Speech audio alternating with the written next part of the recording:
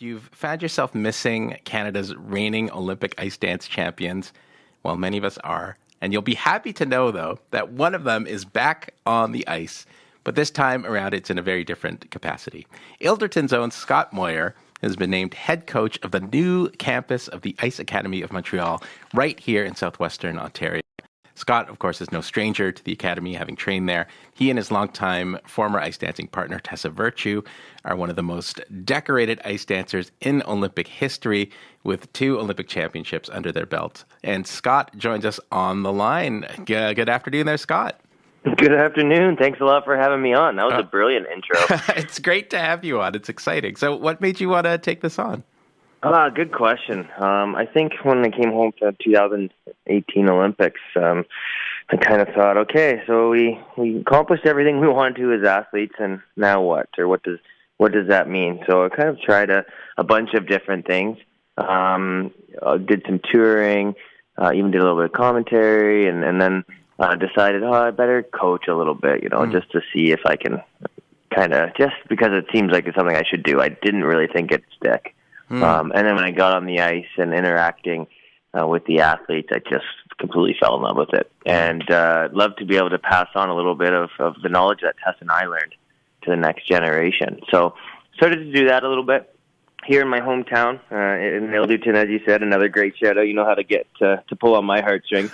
And then was going a little bit back after Tessa and I retired, had a bit more time to go back to Montreal, to the academy there, and to be able to work with some of the Olympic class teams. And we kind of dreamed up this partnership of being able to, just cast a wider net of athletes and people worldwide that we can affect. And when Patrice and Mary France finished their career, who were Tessa and I's coaches, they always had to travel abroad to France and to the United States, and it was kind of the same for us until we were in Montreal the last 2 years. We were in Detroit for 10, and the other options would have been France as well, or Moscow, Russia. And for both Patrice and myself, we always kind of wondered why. Why does the best skating country in the world have to go abroad in order to train? So we started to make some of these training centers, and the next dream for us is to have a world-class center here in southwestern Ontario. Wow. Yeah, it makes sense, especially with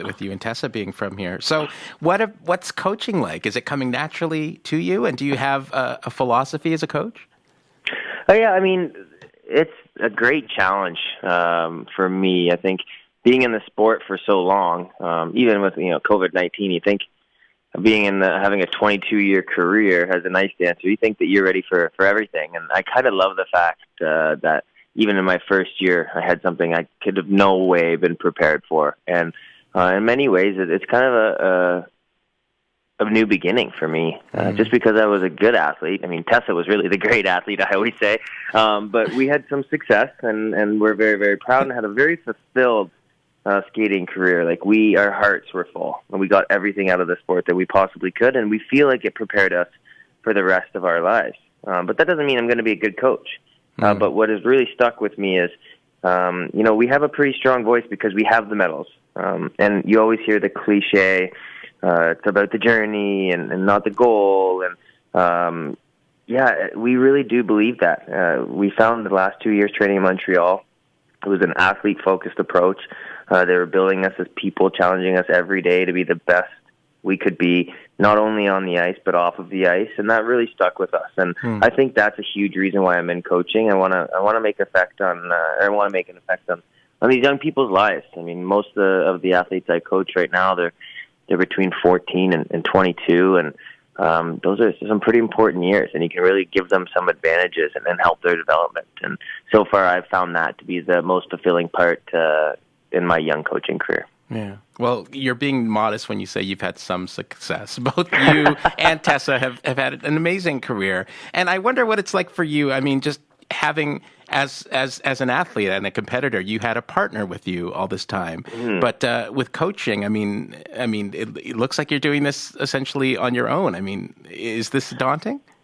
Yeah, it's a little bit of a different. I mean, first of all, for both Tessa and I think it's a bit of an adjustment to take on any kind of project without each other. Yeah.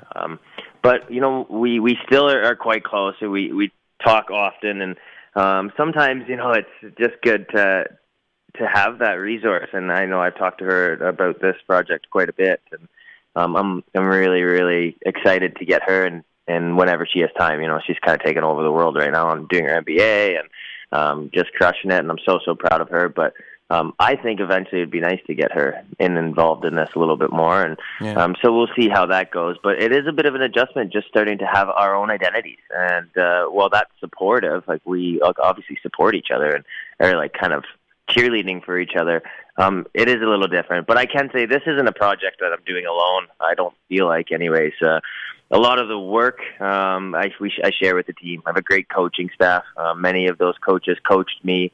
Couple of them, one is my mom, my aunt, so it's kind of a family thing. In the beginning here, and they've been coaching for over 40 years, so there's lots for me to learn, as well as this partnership with the Ice Academy of Montreal. I mean, I don't think that this school gets enough press Canada-wide. They really do dominate and are second to none in the world. There's kind of this school and everyone else, and that's just because of their approach. They have such a sophisticated approach. They really care about their athletes. They create a fantastic training environment, and they have integrity. And I think in this day and age in sport, it's what we need. We need people at the forefront who care about the athletes. We see all the awful stories in the news, and I want to push ahead stories like this as well that are great, that are uplifting, that are fulfilling people's lives and making them ready for their next journey. And I think the best thing we can do is prepare them for life after sport more than just winning the Olympics. Well, I know so many of us are excited to have you back in the region. Scott, congrats on this, and I hope we talk again. Okay, thank you so much. It was great to chat with you guys. That's Scott Moir, two-time and reigning Olympic ice dance champion. He's now the new head coach of the Ice Academy of Montreal's new expansion here in southwestern Ontario.